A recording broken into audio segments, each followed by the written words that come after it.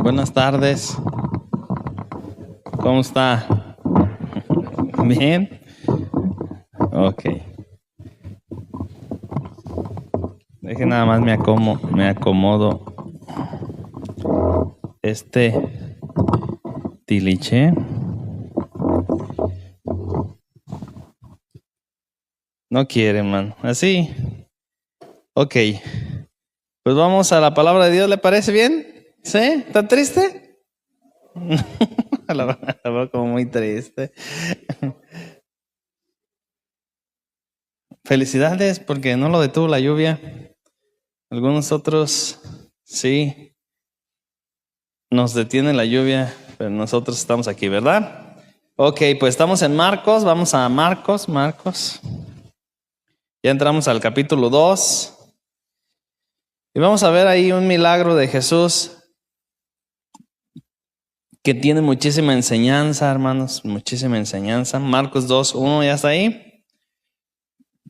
Y el tema se llama Jesús sana a un paralítico. Jesús sana a un paralítico. Dice Marcos 2:1. Entró Jesús otra vez en Capernaum después de algunos días y se oyó que estaba en casa. E inmediatamente se juntaron muchos, de manera que ya no cabían ni aún a la puerta, y les predicaba la palabra. ¿Qué hace Jesús? Les predicaba la palabra. Ok. Entonces vinieron a él unos trayendo un paralítico que era cargado por 4, ¿sí? Y como no podían acercarse a él a causa de la multitud, descubrieron el techo de donde estaba y haciendo una abertura, bajaron el lecho en que yacía el paralítico. Al ver Jesús la fe de ellos, dijo al paralítico: Hijo, tus pecados te son perdonados. Luego dice el 6. Estaban allí sentados algunos de los escribas, los cuales cavilaban en sus corazones: ¿por qué habla este así? Blasfemias, dice. ¿Quién puede perdonar pecados sino solo Dios? Y conociendo luego Jesús en su espíritu que cavilaban de esta manera dentro de sí, les dijo: ¿por qué caviláis en vuestros corazones? ¿Qué es más fácil decir al paralítico: tus pecados te son perdonados? O decirle: levántate, toma tu lecho y anda.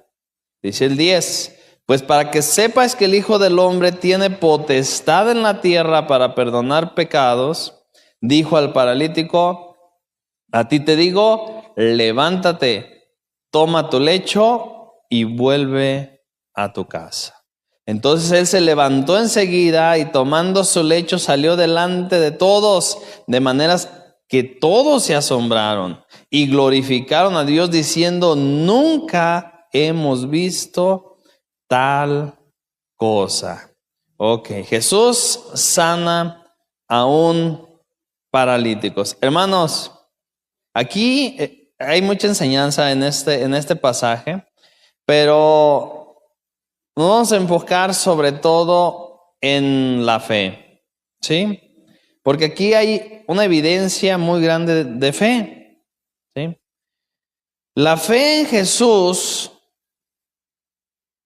se ve. ¿Cuántos saben eso?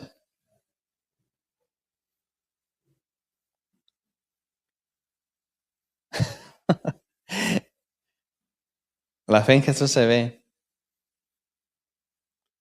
Vea cuánta fe tienen algunos que los detuvo la lluvia de venir a la iglesia. Vea cuánta fe tenían algunos otros que faltaron para ver un partido de fútbol. O sea, nos vamos a enfocar en algo muy importante que tiene este pasaje, que es la fe.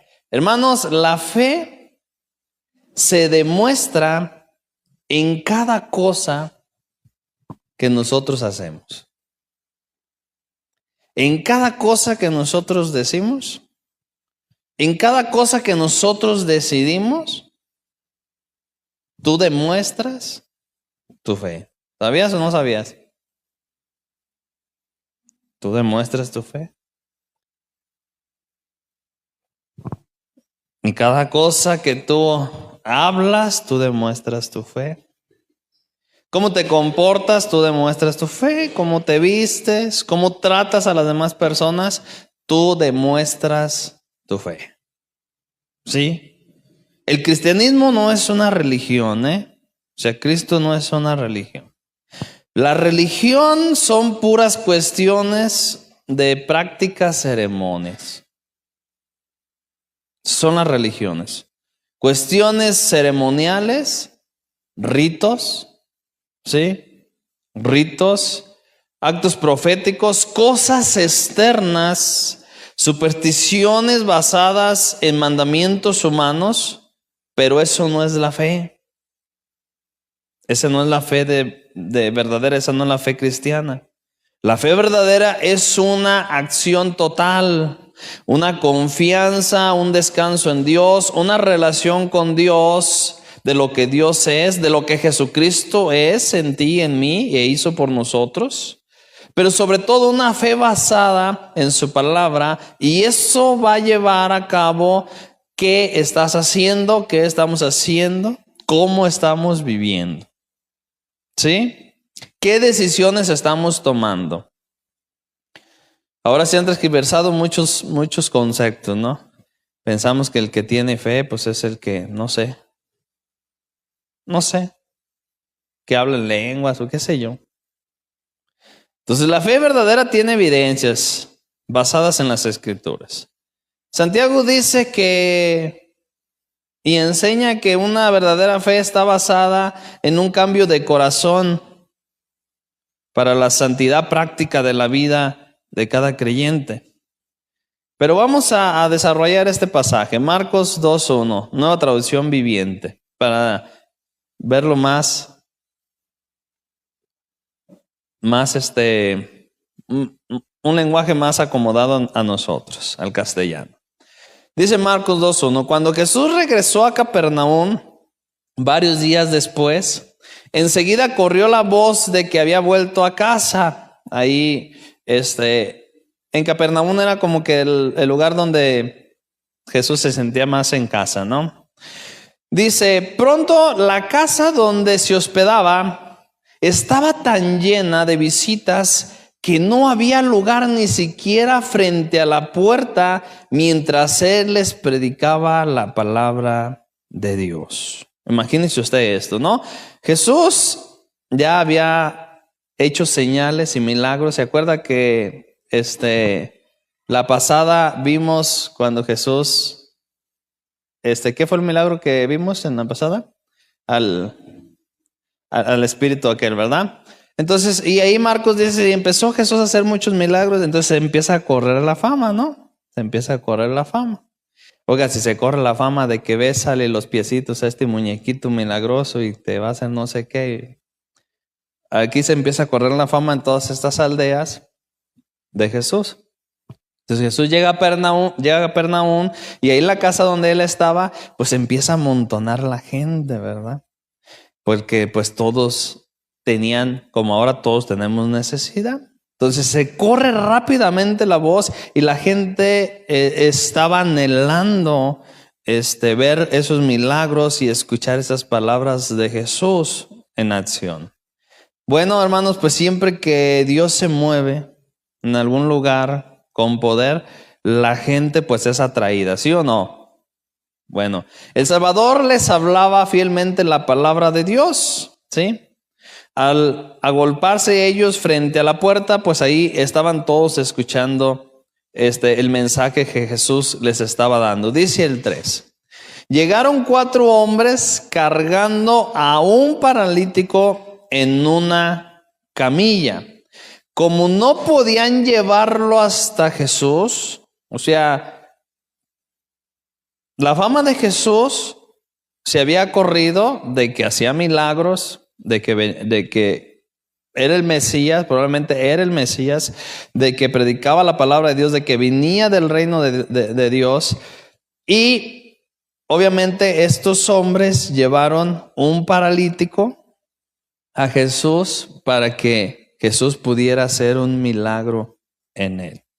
Pero había una multitud ahí en esa casa. Había muchísima gente, ¿sí? Entonces dice la Biblia que 4 hombres lo llevaban cargando en una camilla y no podían llegar hasta Jesús debido a la multitud. Dice el 4, como no podían llevarlo hasta Jesús debido a la multitud, ¿qué hicieron estos hombres? Abrieron un agujero en el techo encima de donde estaba Jesús, luego bajaron al hombre en la camilla justo delante de Jesús. ¿Qué hicieron estos hombres? O sea, todo lo posible para hacer que este amigo de él o este familiar de él llegara a Jesús. Hermanos,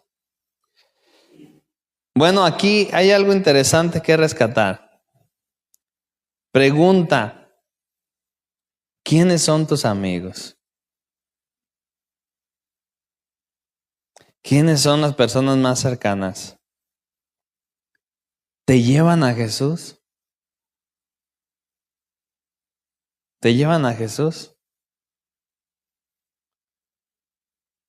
Porque bueno, hay muchos que nos pueden llevar a otras cosas, hermanos. Pero los que realmente te aman, estos hombres amaban, ¿no?, al paralítico. Deseaban y buscaban que él tuviera un encuentro con Jesús. Deseaban y buscaban que Jesús hiciera un milagro en él. A lo mejor eran sus amigos, no dice aquí quiénes eran, sus amigos o familiares. Pero aquí es muy importante para analizar, hermanos, ¿quiénes son tus amigos? O sea, ¿quiénes son las personas más cercanas a ti? ¿Te llevan a Jesús? ¿O a dónde te llevan? ¿O te llevan a, no sé, a la venganza, a la amargura? Yo hace poco tuve que decirle a un familiar muy cercano: ya no hables con tal persona, solamente te está amargando. O sea, ha encontrado en ti un bote de basura para echar toda su basura, no te está edificando.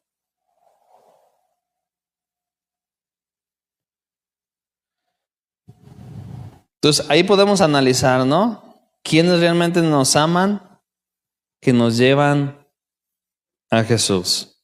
Que quieren que tengamos un encuentro con Jesús, que nos dan la palabra del Señor, que nos edifican con la palabra del Señor. La muchedumbre, hermanos, impedía que pudiese llegar, ¿sí?, este hombre cerca de Jesús, que pudiera llegar a Jesús, pero a ellos no les importó, o sea, lo que ellos tenían que hacer o el trabajo que podían hacer para que este hombre pudiera llegar a Jesús. Hermanos, obstáculos siempre los vamos a encontrar. ¿Sí o no? Obstáculos siempre los vamos a encontrar. Siempre. Para poder llegar a Jesús. Pero ahí tenemos una muestra, hermanos, de quién realmente nos ama. Y nosotros, a los que amamos, ¿a dónde los vamos a llevar? ¿A dónde los vamos a llevar? A Jesús, a Cristo. A mí me impresiona, hermanos, el cristianismo de ahora, cómo está impregnado de tanta filosofía del mundo. De tanta... Una vez yo le dije a una hermana, esa mujer no es tu amiga, no te ama. Hoy te da consejos de que haz esto para que se le quite. De que vete con tu mamá 3 días para que se le quite, para que aprenda. De que ya no le... O sea, ¿qué amigas tienes? Y se dicen cristianas. O sea, una amiga cristiana te va a decir, mira, la Biblia dice esto, tú tienes que hacer esto. O sea, Cristo te lleva a esto, ¿por qué no haces esto? Lo que te dice la Biblia. Los 4 camilleros subieron por las escaleras, no sé, exteriores de la terraza, abrieron un boquete en el techo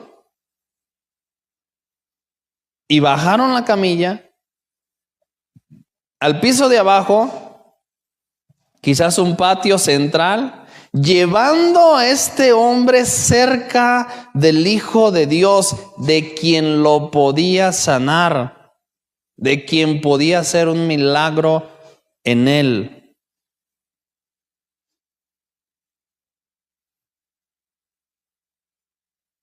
¿A quién vas? ¿A dónde estás llevando tú a los que amas? ¿O a dónde te están llevando a ti los que dicen que te amas, que te aman? ¿A dónde los llevas tú? ¿Qué consejos les das? Fíjese, alguien dijo, estos 4 amigos, los sobrenombres que les pondrían serían simpatía, cooperación, originalidad y persistencia. Cada uno de nosotros deberíamos esforzarnos en ser un amigo que exhibiese estas cualidades. Aquí viene lo bueno, hermanos. Dice el 5. Al ver, ¿la fe se ve o no se ve? Claro que se ve.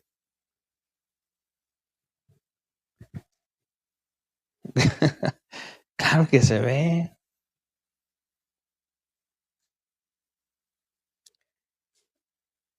Se ve, hermanos, claro que se ve.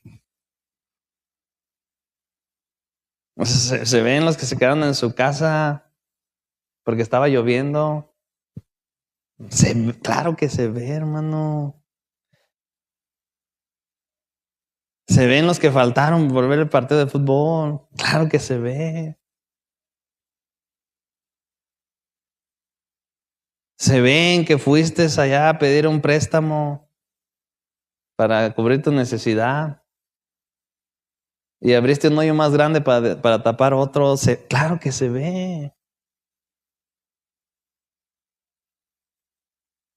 Se ve cuando te levantas, se ve lo que haces, lo primero que haces, se ve tu fe.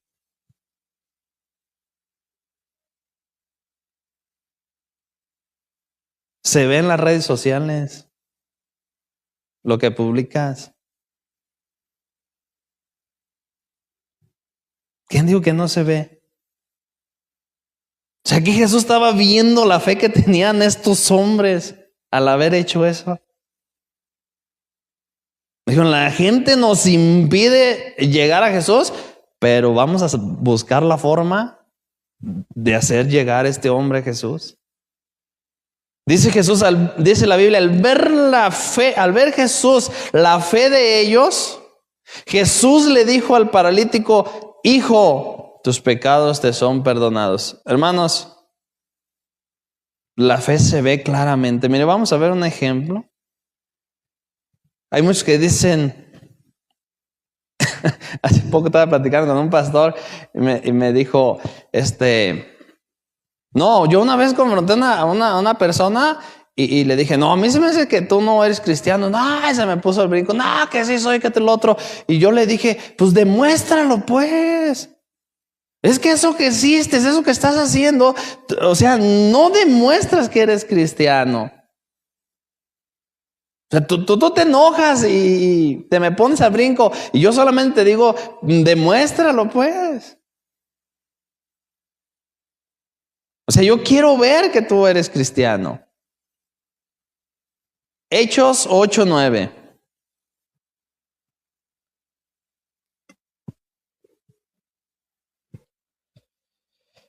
Dice, un hombre llamado Simón, nueva traducción viviente, un hombre llamado Simón, quien por muchos años había sido hechicero allí, en la región donde estaba predicando ahí los apóstoles, asombraba a la gente de Samaria y decía ser alguien importante.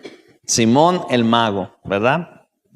Todos, desde el más pequeño hasta el más grande, a menudo se referían a él como el grande, el poder de Dios. Decían, este es el poder de Dios, de este mago. Los escuchaban con atención porque por mucho tiempo él les había maravillado con su magia. Dice el 12. Pero ahora la gente creyó el mensaje de Felipe sobre la buena noticia, o sea, el evangelio de Jesucristo, acerca del reino de Dios y del nombre de Jesucristo. Como resultado se bautizaron muchos hombres y mujeres, dice el 13. Luego el mismo Simón creyó y fue bautizado. Bueno, aquí dice que creyó, que tuvo fe en el mensaje. Comenzó a seguir a Felipe y todos los lugares a donde iba y estaba asombrado por las señales y los grandes milagros que Felipe hacía. La fe que habla Santiago, hermanos, cuando dice que la fe se ve, que la fe se demuestra, que demostremos la fe por obras. La fe de la Biblia es la palabra griega pistis, ¿sí? Que quiere decir plena convicción, fidelidad, persuasión. Y la fe que usa aquí, en Hechos 8:13, que dice, también creyó Simón, ¿sí? Es una palabra pisteu que quiere decir encomendar. O sea, que este mago dijo, caray, ahora veo que hay un poder más grande del que yo tengo. Ahora veo que hay un poder superior. En estos días pasados, una familiar de unos familiares, bueno, ahí llegó la persona, tiene un problema, una enfermedad, y nos dijeron esos familiares, oigan, oramos por esta persona, la conozco muy poco, la conocemos muy poco. Sí, oramos por ella, pues ahí los familiares se han encargado de estarles predicando a Cristo, ¿no? Y ya cuando oramos por ella,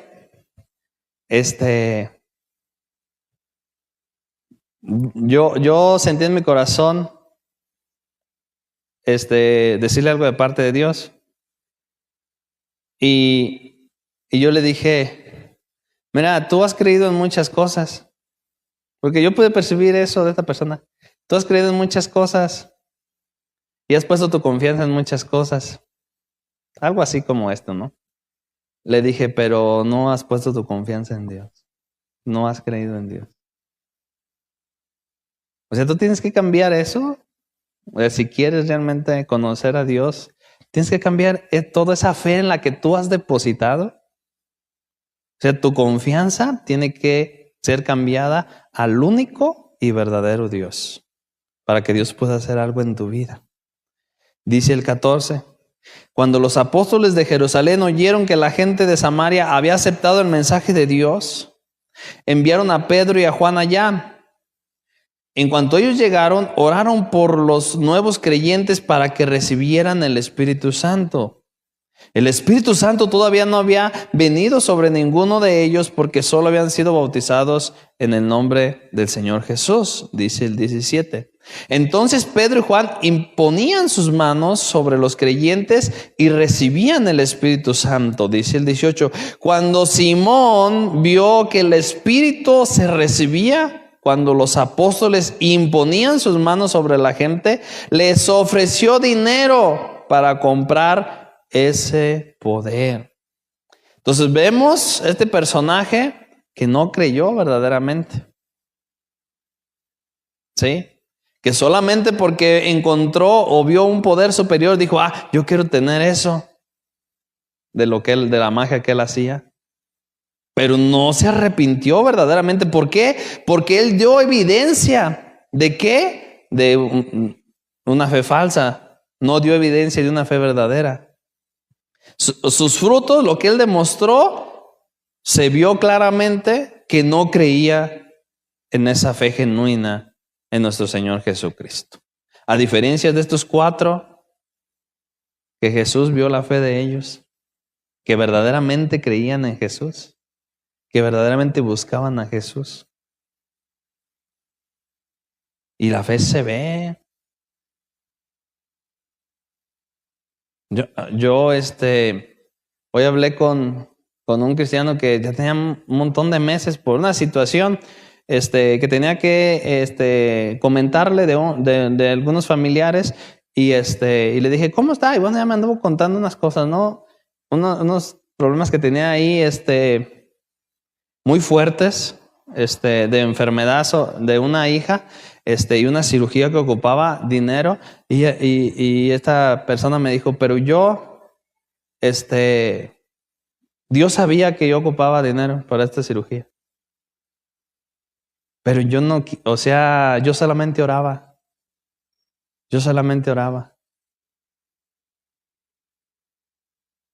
Porque Dios sabía la necesidad. Y apenas esta semana que pasó, completé el dinero. Me llamaron una hermana y luego me llamó esto y luego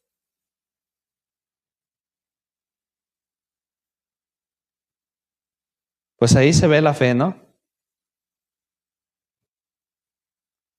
Y dice el 18 que cuando Simón vio las maravillas del Espíritu Santo, quiso comprar eso. Quiso comprar eso con dinero. Y luego dice el 19, déjenme tener este poder, exclamó, para que cuando yo imponga mis manos sobre las personas, ellos también reciban el Espíritu Santo. Pero Pedro le respondió, ¿qué le dijo Pedro? Que tu dinero se destruya junto contigo por pensar que es posible comprar el don de Dios. En otra versión le dice, tu dinero perezca contigo, porque piensas que el don de Dios se compra con dinero. Pero Pedro le respondió esto. Dice el 21, tú no tienes parte ni derecho en esto porque tu corazón no es recto delante de Dios. O sea, quiere decir que él no creyó verdaderamente. Porque sus actos lo estaban demostrando que no tenían esa convicción de fe. Le dice el 22, arrepiéntete de tu maldad y ora al Señor. Tal vez Él te perdone de tus malos pensamientos. Porque puedo ver, le dice Pedro, que estás lleno de una profunda envidia y que el pecado te tiene cautivo. Ahí está, hermanos. Oren al Señor por mí, les dijo, exclamó Simón. En vez de que él se arrepintiera, en vez de que él buscara al Señor. Que no me sucedan estas cosas terribles que has dicho, Pedro. Hermanos, Santiago dice que los demonios también creen, ¿sí o no? Y tiemblan. Y él muchas veces ha confesado que Jesús es el Señor. Pero los demonios no obedecen a Dios. Y alguien que tiene fe sí obedece a Dios. Génesis 15:6 dice, creyó, está hablando de Abraham, y creyó a Jehová y le fue contado por justicia. ¿No dice Santiago que Abraham demostró la fe por sus actos? ¿Por lo que él hacía? Entonces, ¿cómo tenemos que demostrar nuestra fe? Por lo que nosotros hacemos. Por lo que nosotros decimos, por cómo nosotros nos comportamos, por lo que nosotros somos. Por lo que nosotros decimos, por lo que nosotros hablamos, por las decisiones que tomamos. ¿Cómo vio la fe de Jesús de estos hombres que llevaron al paralítico? Por lo que ellos hicieron. Jesús dijo, estos tienen fe. Qué impresionante lo que hicieron. Lo mismo que aquella mujer, ¿no? Que se fue y se arrastró entre la multitud para llegar a Jesús.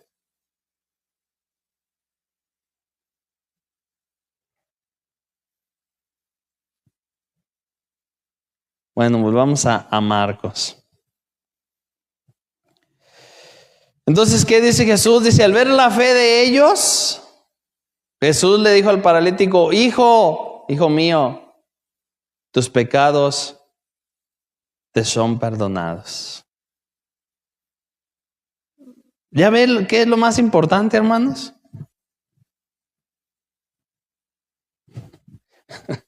Porque muchos hacen énfasis en los milagros. ¿Ya ven qué es lo más importante? ¿De qué le sirve al hombre que gane el mundo y pierda su alma? ¿De qué le sirve al pecador ser sanado de cáncer, ser sanado de sida, que se le enderece el pie, que se le quite la migraña, qué sé yo, si se va a ir al infierno? Muchos lugares donde pasan muchos milagros, sí pasan milagros y sí los hace Dios. Porque Dios es el que hace los milagros. Pero no les predican la palabra. Leímos al inicio que estaba ahí Jesús sentado y estaba la multitud. ¿Y qué hacía Jesús? ¿Qué hacía Jesús? Dice la Biblia. Les predicaba la palabra. ¿Estamos en contra de los milagros? No. Porque Él sigue haciendo milagros. Estamos en contra de que no prediquen la palabra de Dios y la gente se está yendo al infierno sano, pero al infierno. Y Jesús dijo, más vale que entres al cielo cojo, manco, ciego, y no que te vayas al infierno completo. Ese es el problema, hermanos. El problema no son los milagros. Dios hace milagros.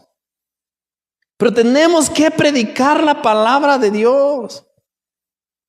Tenemos que llevar a la gente al arrepentimiento. Tenemos que llevar a la gente a que sus pecados les sean perdonados con la sangre de Jesús. Yo recuerdo muchísimo cuando yo estaba en la universidad, solamente en una cuestión, ¿cómo les dijera? De milagro, ¿no? Solamente una persona se me acercó, una joven, y me dijo, yo sé que tú eres cristiano. Así me dijo, se me acercó y me dice, Horacio, ¿puedo hablar contigo? Le digo, sí. Me dice, yo sé que tú eres cristiano, y yo sé que los cristianos oran y las personas sanan. Y le dije, estás muy equivocada. No, nosotros no sanamos, el que sana es Dios. Me dice, yo tengo una enfermedad incurable. Tengo una bacteria en la sangre, adquirida por un gato. Yo no puedo salir embarazada. Y si salgo embarazada, hay muchísimas probabilidades de que mi hijo salga con una malformación. Y ya estaba embarazada. Por eso se acercó conmigo. Y le dije, mira, lo primero que tú tienes que hacer es arrepentirte. Le dije, ¿quieres orar por ti? Sí, ok, voy a orar por ti. Pero lo primero que tienes que hacer es arrepentirte y pedirle perdón a Dios. Y Dios te puede sanar. Y oramos. Y yo siempre traía mi Biblia en la mochila y la saqué y le dije, ¿te da vergüenza que nos vean aquí con la Biblia? Porque a mí no me da. Me dice, no. Ok, te voy a enseñar con la Biblia. Y oramos. Y a los meses me dice, ¿qué crees? Fui, hicieron todos los estudios, es impresionante, yo ya soy sana, no tengo nada. Y le dije, ¿has comprobado que Dios es real, que Dios existe, que su palabra es verdad? Te aconsejo que te arrepientas y que busques un lugar donde congregarte, porque de nada te sirve que seas sana y te vayas al infierno.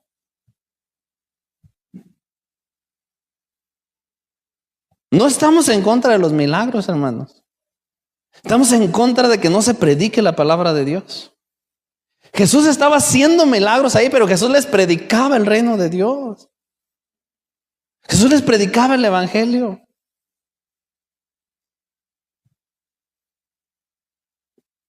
Y aquí está lo más importante. Jesús, cuando lo vio, le dijo, wow, grande es tu fe. Has demostrado que crees en mí, pues yo te perdono los pecados. Pero algunos no quieren eso. Algunos quieren que Dios los sane. Algunos quieren que Jesucristo resuelva sus finanzas. Algunos quieren que Jesucristo les haga el milagro, pero no quieren que Jesús perdone sus pecados. Quieren seguir en la vagancia. Y eso no es lo más importante, hermanos. Mira, aquí Jesús primero lo salvó. ¿Sí se da cuenta o no? Tú eres salvo. Cojo, manco, ciego, tú ya te vas al cielo. Pero algunos, dice el 6, pero algunos de los maestros de la ley religiosa que estaban ahí sentados, pensaron, o sea, está hablando aquí de los escribas, de los fariseos, de los religiosos. ¿Qué es lo que dice? Es una blasfemia lo que está diciendo. Solo Dios puede perdonar pecados. ¿Es verdad esto, sí o no? O sea, ellos estaban en lo correcto. ¿Quién puede perdonar pecados? Solo Dios. Ningún hombre, hermanos. Ningún hombre. Se llame como se llame, de la religión que sea, de la posición que tenga. Solo Dios puede perdonar pecados. O sea, estos religiosos que sabían las escrituras, la ley, ellos decían, blasfemia porque solamente Dios puede perdonar los pecados. O sea, los escribas, los fariseos, se dieron cuenta en el acto de las implicaciones que estaba declarando Jesús. Estaban suficientemente instruidos ellos en la doctrina bíblica como para saber que el único que puede perdonar los pecados a los hombres es Dios. Todo aquel que profesaba perdonar los pecados, por tanto, estaba declarando ser Dios. Por eso querían linchar a Jesús. Hasta este punto la lógica de ellos era correcta. Pero en lugar de reconocer al Señor Jesús como el Mesías, como el Hijo de Dios, como el enviado de Dios, lo acusaron de que era un blasfemo y un hereje. Dice el 8. En ese instante Jesús supo lo que pensaban, porque era Dios, porque es Dios. Aquí vemos la omnisciencia de Dios. Así que les preguntó, ¿por qué cuestionan eso en sus corazones? El 9 les dice, ¿qué es más fácil decirle al paralítico? ¿Tus pecados te son perdonados? ¿O ponte de pie, toma tu camilla y camina? Jesús leyó los pensamientos de estos hombres, lo que por sí es prueba de su deidad y de su poder sobrenatural y de su naturaleza de Dios. les hizo esta pregunta: ¿qué es más fácil? ¿Pronunciar, perdonar los pecados a alguien o curar de su parálisis? ¿Qué es más fácil, hermanos? ¿Qué cree que sea más fácil para Jesús?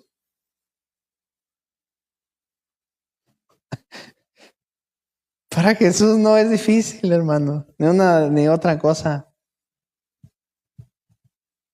Ay, Señor, ocupo 5,000 pesos. ¿Usted cree que es difícil para Jesús? Ay, este dolor de muela. ¿Usted cree que es difícil para Jesús? Pablo sabía que no, hermano, por eso él oraba. ¿Se acuerda cuando él estaba enfermo y oraba? Y le dijo: Señor, ya van 3 veces que oro. Pero el Señor le dijo: no, Pablo. Mira, la fe que tú tienes en mí, la gracia, basta, Pablo.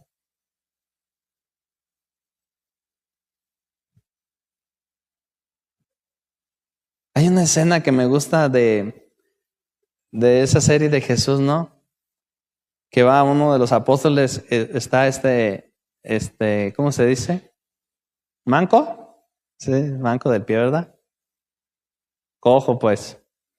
Y le dice: Jesús, tú me envías a sanar y a sacar fuera demonios y todo, pero ve cómo ando yo. O sea, me das ese poder para sanar a los demás y ve cómo ando yo. ¿Por qué no me sanas a mí? Y le dice Jesús: porque tú no lo necesitas. ¿Cómo que no lo necesito? Van a decir cómo pone sus manos y otros sanan y yo estoy enfermo. Dice Jesús: es que tú no lo necesitas porque tú ya crees en mí. O sea, no lo ocupas.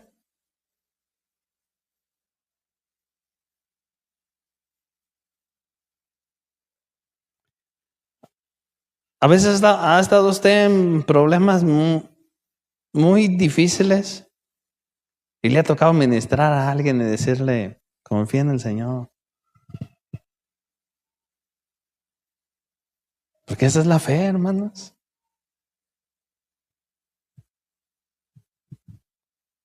Esa es la fe.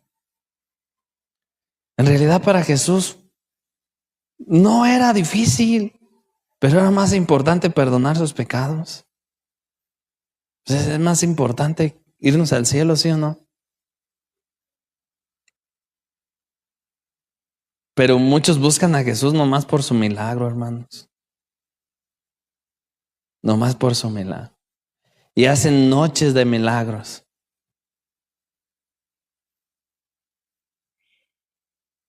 Y ahí van por su milagro y son sanados y ahí están en el mundo. Entonces, para Jesús es más importante. Por eso aquí dicen: perdona pecados. ¿Quién puede perdonar pecados? Solo Dios. Y Jesús sabía lo que estaban pensando porque Él era omnisciente. Y les dicen: bueno, a ver, ¿qué es más fácil? ¿Perdonar los pecados a alguien o levantarle y hacer un milagro? Bueno, humanamente hablando, para nosotros pues es imposible, ¿no? Tanto una cosa como la otra. Pues para Jesús no. Y les dice Jesús en el 10: así que les demostraré que el Hijo del Hombre tiene autoridad en la tierra para perdonar pecados. Entonces Jesús miró al paralítico y le dijo: ponte de pie, toma tu camilla y vete a tu casa. Dice el 12: y el hombre se levantó de un salto, tomó su camilla y salió caminando entre los espectadores. Imagínense ahí la multitud, hermanos, que habían quedado atónitos. Todos estaban asombrados y alababan a Dios y exclamando: jamás hemos visto algo así. El Señor ya había pronunciado el perdón de sus pecados de aquel hombre. Ya era salvo. Pero los escribas, los religiosos, los fariseos no podían ver el perdón de los pecados de aquel hombre. ¿Sabe que eso no se puede ver?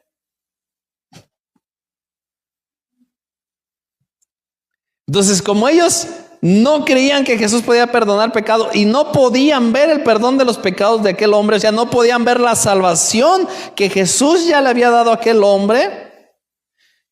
Y porque ellos no querían creer, para demostrarles que Jesús tenía el poder de perdonar los pecados, Jesús le dijo a aquel hombre: levántate, toma tu camilla y anda. El Salvador dio a los escribas algo que sí podían ver, que Él podía perdonar los pecados y que Él era Dios. Le mandó al paralítico que se levantara, que tomase su camilla y que se anduviese, y todos quedaron asombrados. Dice la Biblia, nunca antes habían visto algo así. Pero a pesar de eso, hermanos, a pesar de eso, estos religiosos, estos escribas y estos fariseos, estos que le hacían la vida de cuadritos a Jesús, a pesar de eso, a pesar de esa evidencia, ¿sí?, impresionante, ellos no creyeron. No creyeron. ¿Ha conocido usted a esas personas? No. Yo sí. Yo sí. ¿Ve cómo los milagros nos salvan? Yo tengo, lo voy a decir, un hermano en la carne que Dios le ha hecho milagros. Es más, yo no he visto un milagro así como él lo vio. Él dijo, yo estaba ahí y le vi cómo se le enderezó el pie a ese niño. Y le digo, ¿y qué esperas para arrepentirte y creer?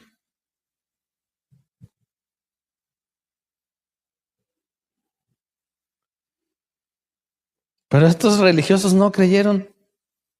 A pesar de la evidencia de ese milagro, ellos no creyeron. ¿Sabe por qué, hermano?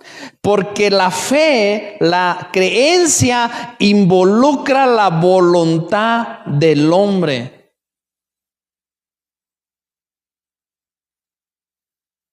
Tu decisión. ¿En quién depositas tu fe? ¿Hacia dónde vas? ¿En quién crees? Y claro que se ve, hermano. Claro que se ve. Claro que se ve como Jesús vio la fe de estos hombres. Ya para terminar, hermanos. Pregunta.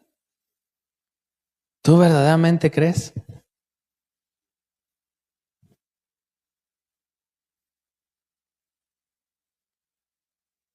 Que nuestra fe tenga evidencias, hermano. Como Santiago dice, ¿verdad? Mira, yo sin hablar y sin decirte, mis obras te van a decir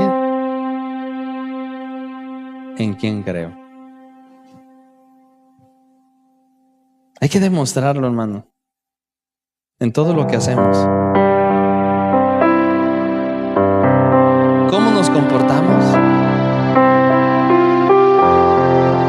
¿Cómo hablamos? Las decisiones que tomamos.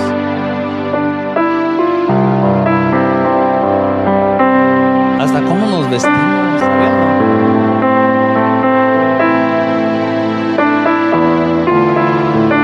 Etcétera, etcétera.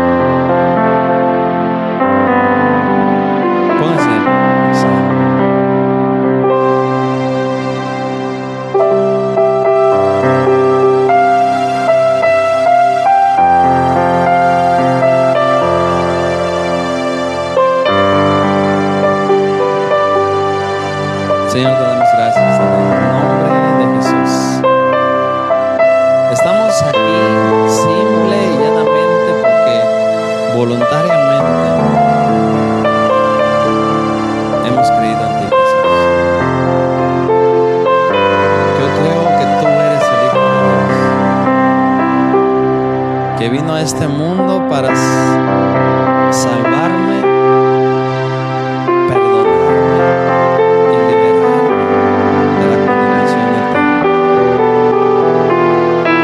Yo creo que todos mis pecados han sido perdonados en esa cruz.